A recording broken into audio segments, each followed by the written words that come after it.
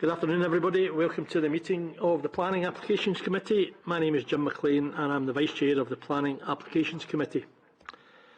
The elected members present here today are myself, Councillor Paul Edlin, Provost Mary Montague, Councillor Chris Lundy, and Councillor Annette Ireland. The officers supporting the committee today are with Julie Nicholl, Planning and Building Standards Manager, Alan Pepler, Principal Planner, John Drigan, Senior Planner, Siobhan Wilson, Solicitor, Eamon Daly, Democratic Service Manager, Jennifer Graham, Clerk to the Planning Applications Committee, Leona Allison, Assistant Committee Services Officer, and online we have John Marley joining us from the East Renfrewshire Roads Department. Do we have any reports? Apologies for absence. Yes, Councillors Cunningham and Morrison. Thank you, Jennifer. Do we have any declarations of interest?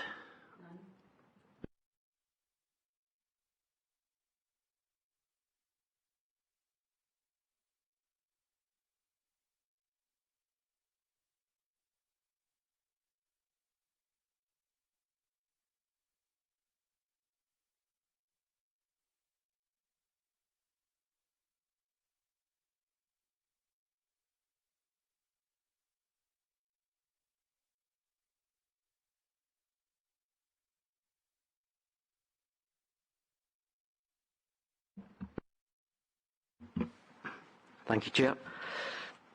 As you can see from the papers, the application is a planning permission in principle application for the erection of 2 dwellings and ancillary works at land between 14 and 16 Newton Place, Newton Mearns. In terms of the report, as outlined on page 11, the application has been subject to consultations and no objections have been received. There has been a total of 17 representations to the proposals, all of which are objections.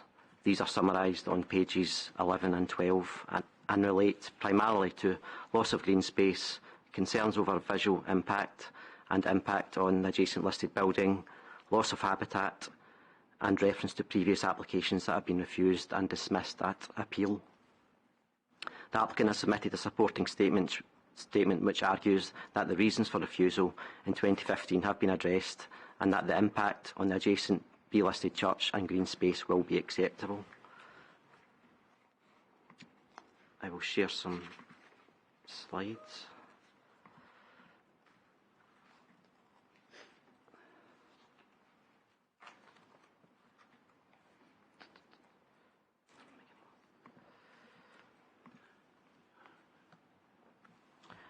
So the application site lies within a residential area of Newton Mearns. The site is currently designated as urban green space and as such is protected in the local development plan via policy D5.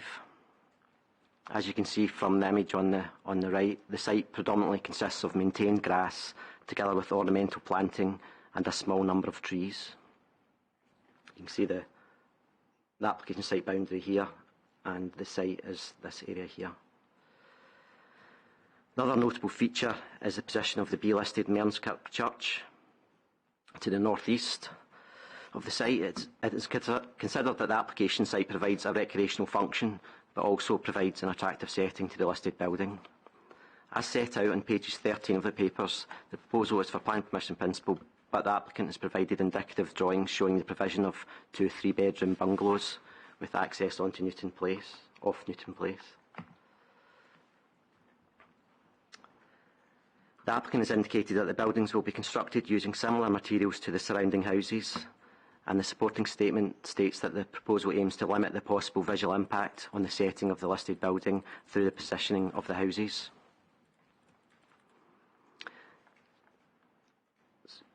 Taking all relevant matters into account, as concluded on pages 14 and 15, the proposal is considered to be contrary to the relevant policies set out, and the recommendation is to refuse for the 3 reasons set out on page 15, which in summary relate to loss of character and amenity, loss of protected urban green space, and adverse impact on the character of the adjacent Mearnskirk Parish Church. Thank you, Chair. Thank you, Alan. I'd like to invite the committee if they want to make any further comments.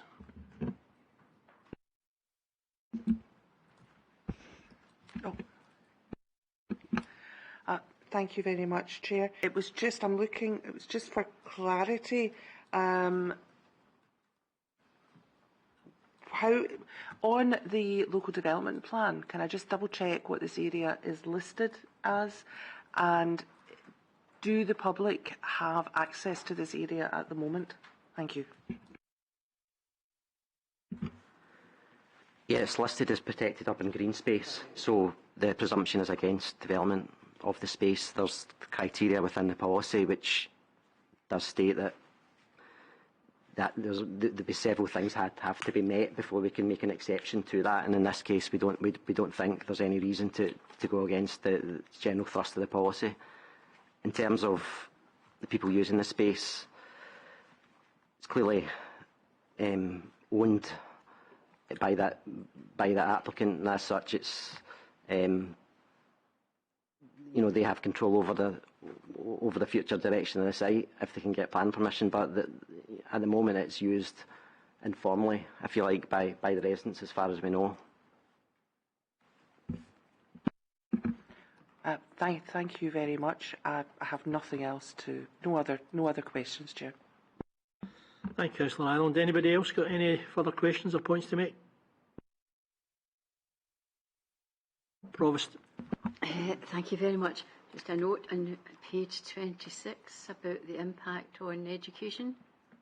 Is that the right one I'm on, or have I gone on too far? Am I scrolling down? Yes. Too far. Okay then, so I'll just take that back. Sorry. Councillor Ireland. Thank you very much, Chair. Just another question's just occurred to me. In the supporting report, it mentions that their report concludes that the proposal aims to enhance the character and setting of the Category B listed Mearnskirk Parish Church and retain the prospect of green space on the site. Is there any information about retaining the prospect of green space?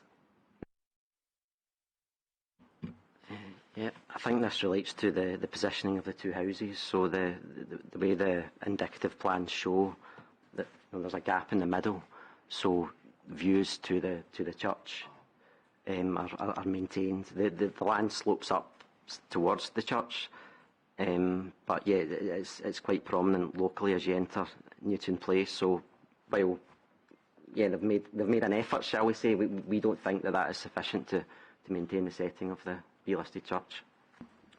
Thank you very much. I find myself in agreement with the planning officer on this one. Thank you very much, Chair. Thank you, everybody. Is there any further questions or points to make? If not, I would like to move that the decision of the committee is to refuse the application. Could I have a seconder, please? Seconded by Councillor Ireland. Thank you very much, everybody. If there's no one has indicated that otherwise minded, therefore the committee has agreed to refuse the application. Agreed. Okay, we'll move on to the next one, which is planning application 2021/0947/TP, and the remodelling works to alter existing golf course to 12 holes, erection of new clubhouse pavilion, development of woodland retreat, erection of 6 dwelling houses, formation of new access and other ancillary works, Eastwood Golf Club, Langtree Road, Loganswell, Newton Mearns. I'd like to ask Mr Pepler if he'd like to introduce the application. Thank you, Chair. As you can see from the papers, starting on page 17, this application is for detailed planning permission, as decided by the Chair, at Eastwood Golf Club. As outlined on page 21 of the report, the application has been subject to a number of consultations as detailed. No objections were received other than internal consultation from the Principal Officer Affordable Housing and Development contributions in relation to an education capacity issue. As set out on page 22, there has been a total of 53 representations to the proposals, with 52 in support and 1 objection. The letters of support relate to the benefit of bringing a golf course back into use, community benefits and employment opportunities. The objection raises concerns over impacts on drainage and rights of way, and concern over the housing, and in particular the lack of need. The applicant has submitted several supporting documents to support the application as set out on pages 22 and 23. Turning to the slides, the application sits within the green belt to the south of Newton Mearns. This aerial image shows the existing golf course with the hole locations marked on, although it's now disused. For clarification, 5 of the holes of the former golf course are out with the application site to the southeast, together with the clubhouse, which is derelict. My understanding is the course effectively stopped operating in 2019. This slide shows a proposed master plan for the redevelopment. The proposed works include remodelling of 3 holes and formation of 2 new holes, with the remaining 7 holes reinstated to their previous condition. The proposals also include formation of a practice putting green and short game area adjacent to the car park and proposed clubhouse. So if you can see the cursor, the proposed clubhouse is in this area, the practice area, etc. in this area. The applicant proposes to operate the remodelled golf course as pay and play rather than a members club. The existing car park is to be reused with a new priority junction from Mearns Road. The proposed woodland retreat is located to the north-east in this area. Following publication of the report, the applicant has sought to clarify that the principal element of the woodland retreat compromises an outdoor wellness and sensory experience for young children, babies and carers, and which is to be provided within a 3-acre outdoor woodland environment, with the indoor facilities being ancillary to this use. To facilitate the leisure development, the applicant proposes the erection of 6 dwellings as enabling element to fund the works. The 6 houses are in 2 separate areas, so these are 3 here and a further 3 in this part of the site. The dwellings comprise of 4 5-bed houses, 1 4-bed and 1 3-bed house. To clarify, the report refers to 2 6-bed houses, 3 5-bed and 1 3-bedroom. These details are incorrect.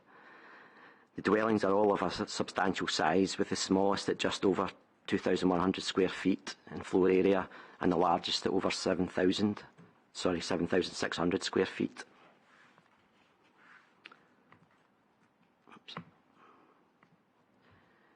I've just put up details of 4 of the plots, just to give you an idea of what the houses look like. So that's plot 1, plot 2, plot 4 and plot 5, which is the largest of the houses.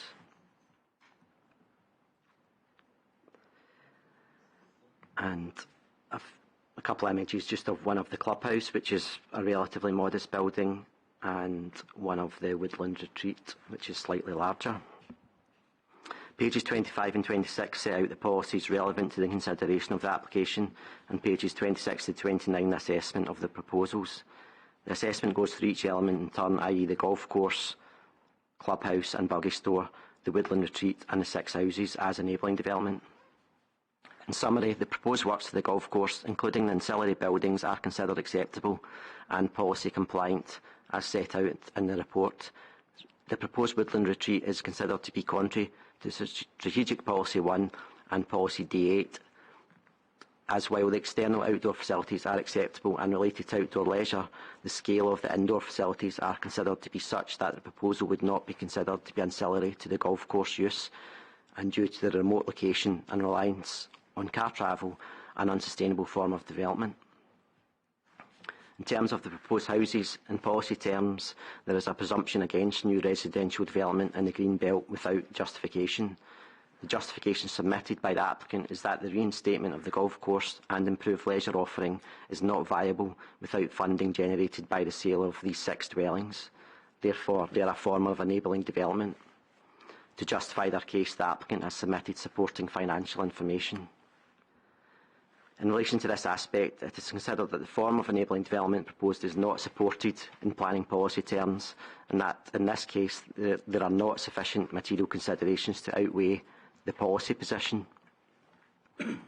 In addition, as set out in pages 28 and 29, it is noted that there is a significant education capacity issue that has no viable solution at present, meaning that the proposal would have a detrimental impact on the ability of the Council to provide sufficient education spaces for the occupiers of these dwellings, and as such is contrary to Strategic Policy 1 and SG 1 of the adopted plan. Taking all relevant matters into account, the proposal as a whole is considered to be contrary to local development plan policies, and there are no material considerations to outweigh this position. As such, the recommendation is for refusal for the reasons set out on pages 29 and 30. Thank you, Chair. Thank you, Mr Pepper. Could I open up to the committee for some comments or points? Provost. Thank you very much, Chair.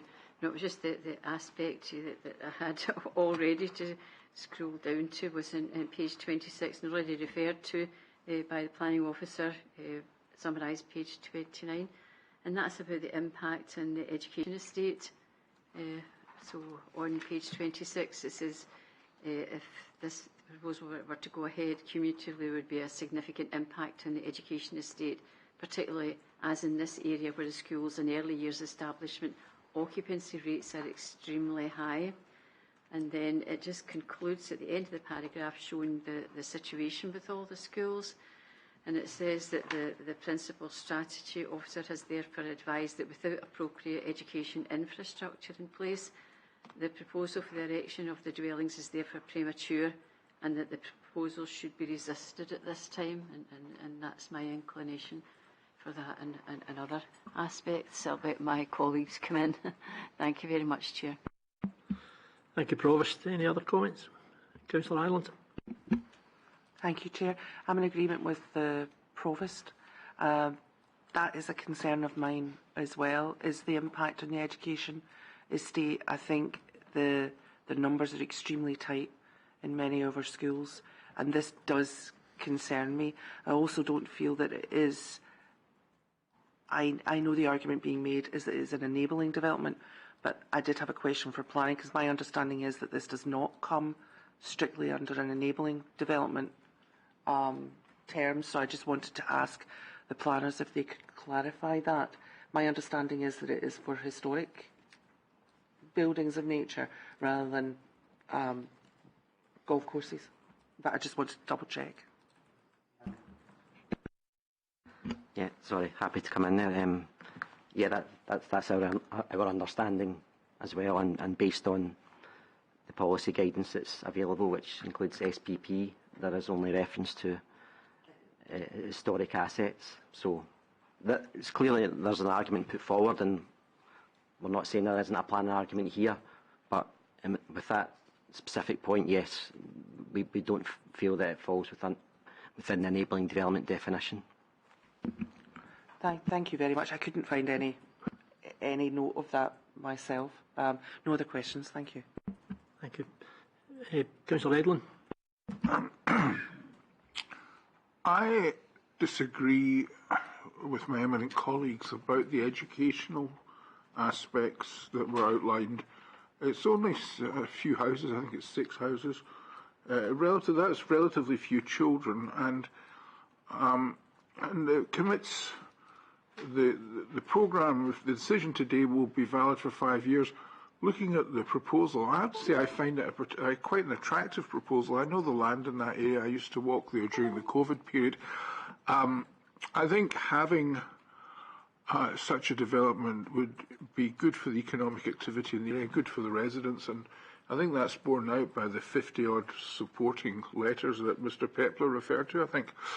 And I don't think the educational issues are valid in this case. It's such a few people. There could be transport arranged to get them to Maidenhill or some other primary or secondary school.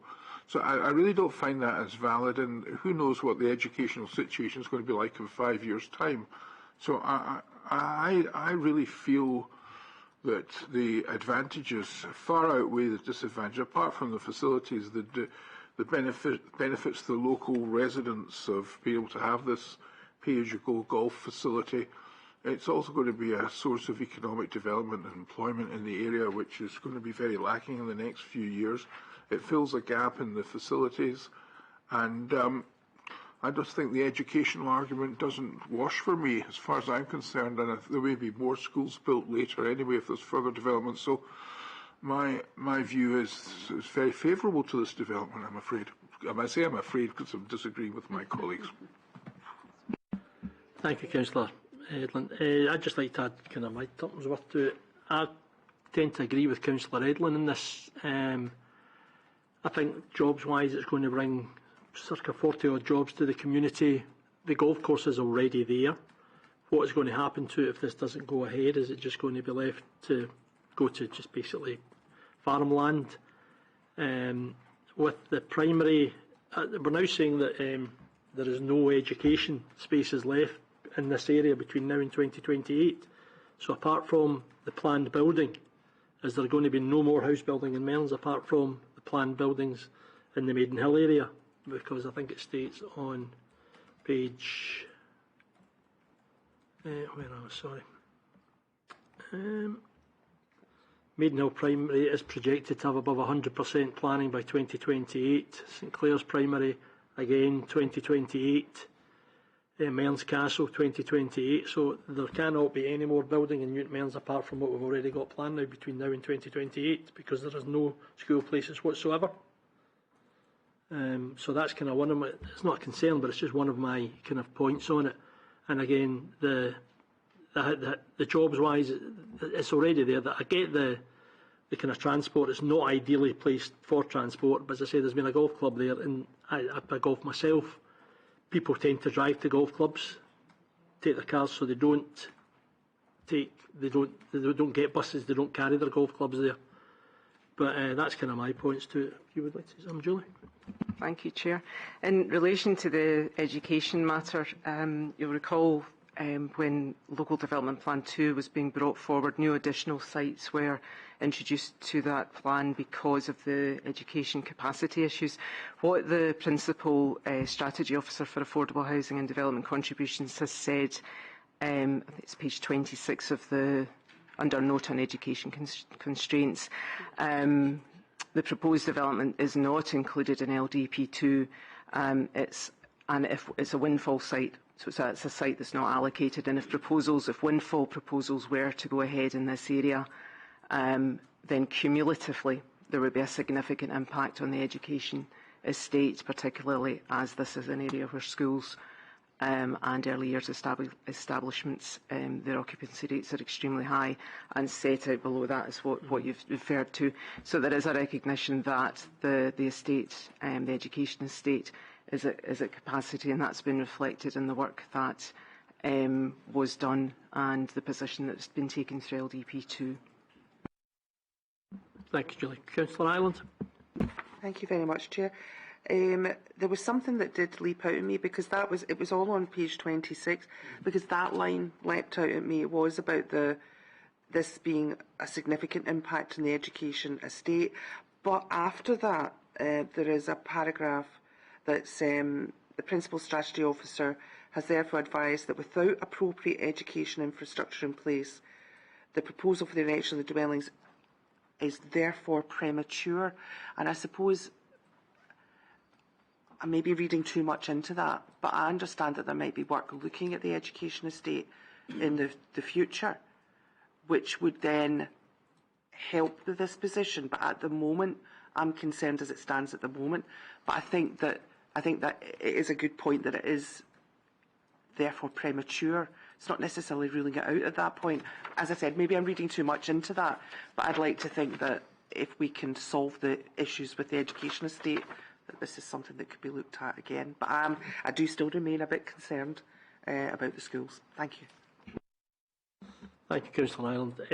Just from my point of view, I would think that the kind of jobs it's going to produce, the economic benefit it's going to produce to the kind of community, and it will probably take all in all a while to do this, in which case there might be something by then, but we don't have a crystal ball, we don't know that. I would be minded to allow the proposal, but again, that's my point of view. Anyone else get any other points or questions? Councillor Edlin.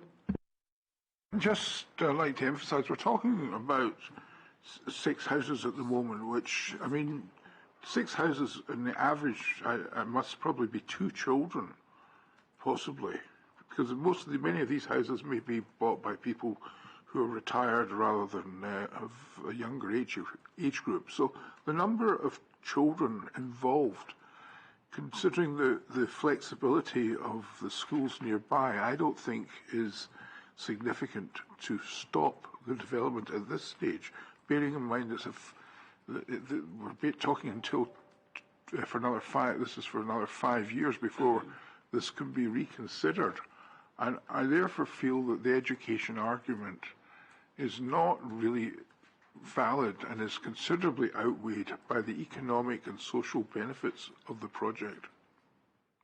That's all I want to say. Thank you. Thank you, Councillor Edlin. I would tend to agree with you on that. But any more points to make, or Councillor Lundy? I would also agree with Councillor Ireland and the Provost about the education aspect, but I also think the sustainable transport points are quite important, and I think we're obviously trying to look at ways that we can minimise people using cars. So I just want to note that point. Thank you, Councillor Lundy. Is there any more questions or points?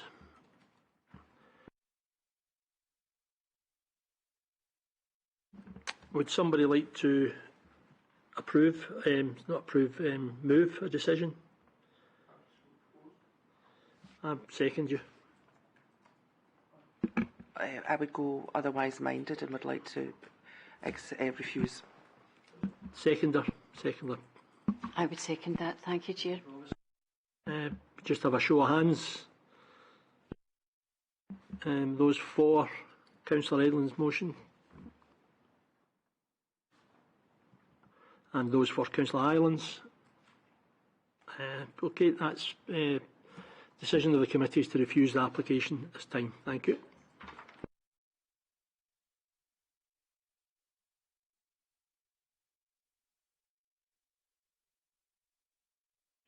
The last one is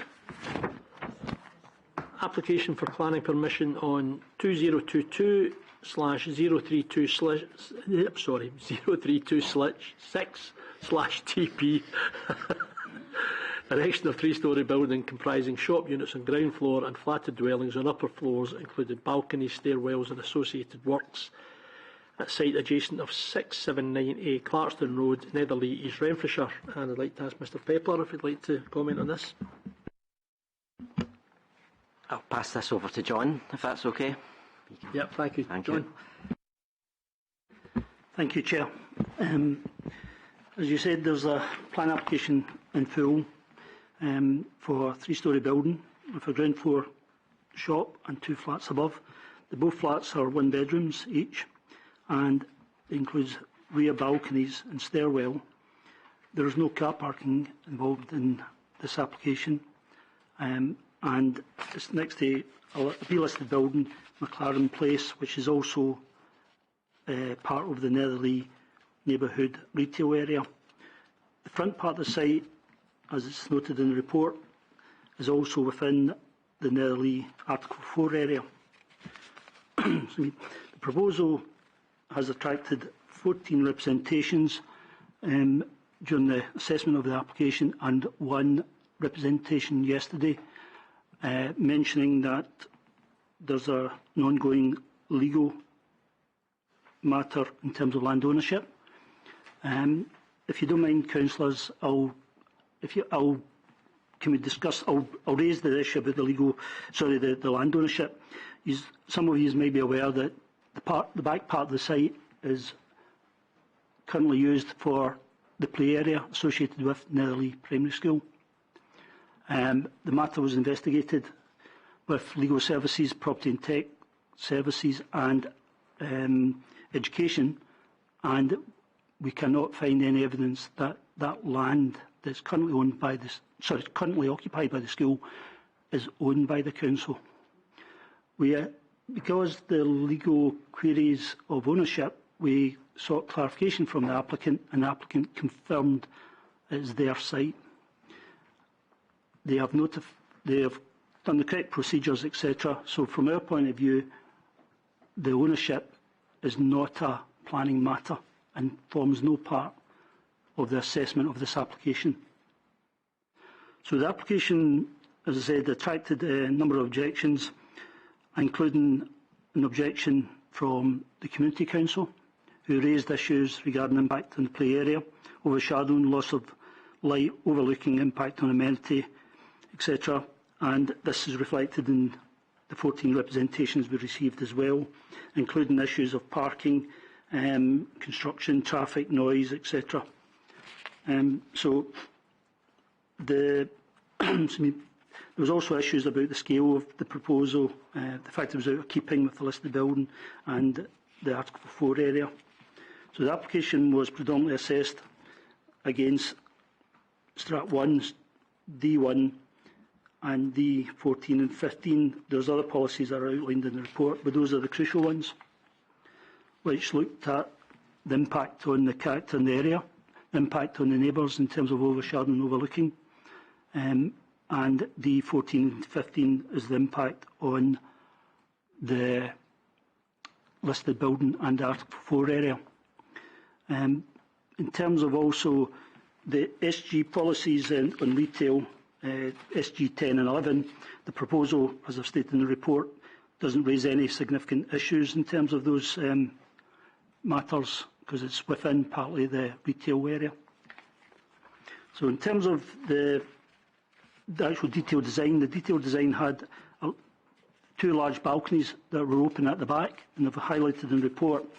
These are virtually right on top of the play area in the school, and we had concerns about how these could potentially lead to overlooking. The McLaren Place building, which is to the north side of the proposal, has habitable windows on it, and the proposal, given it varies between 3 and 5 metres off the McLaren Place building, will cast shadow for a good part of the day towards those habitable rooms. So the proposal was assessed as being raising issues in terms of overlooking and overshadowing. The consultation response from the roads colleagues was a refusal due to lack of parking and the displacement of the existing parking. However, part of the problem there is the existing parking is not formal parking. It's a bit of land that people are parking on. We have no control of how the applicant or the owner of that site decides to use that land. So from a planning point of view, whilst I can understand my roads colleagues' concerns, it wasn't considered a significant material factor in terms of the assessing of the application. However, it was recognised that there was a lack of parking with the proposal, and that in itself would cause issues. So, in summary, it was considered that it was in a sustainable location as well, but and the retail elements were okay in terms of in complying with the policies. However, the proximity to the listed building and the primary school raised significant concerns in terms of overshadowing and loss of privacy and impact on the special character of the area and the centre of the listed building. And it was also considered that the lack of parking raised impact in terms of road safety in the general area. So as a result, taking that on to consideration, it was recommended for refusal for the reasons given on page 42. That's me, Councillor. Thank you, Mr Dregan. I'd like to invite the committee to make comment on this, if it would like. Councillor Ireland. Thank you, Chair.